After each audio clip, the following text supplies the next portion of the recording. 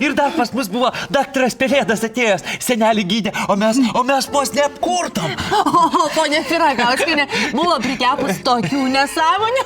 Tai kol mes ją įtikinom pabandyti naują receptą, tai patys vos neiškėpėm. Ir dar pastebėjot, kaip viskas aplinkui gražu, balta, netgi šalta. Bet čia yra dėl to, kad mes visi kartu susivienijom, dainavom bendrą dainą, tada iš širdies pūstelėm, užgesinom visą fabriką, kuris degė ir tada...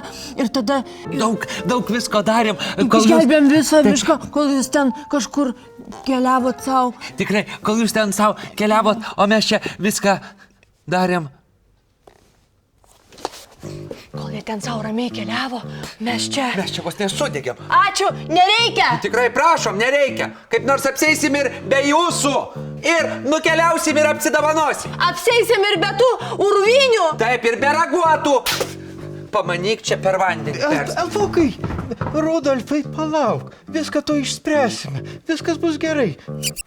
Ką sakinėlė? Susidomėjai? Visą seriją rasi LRT Epikoje. Nuoroda komentare. Tiu-tiu.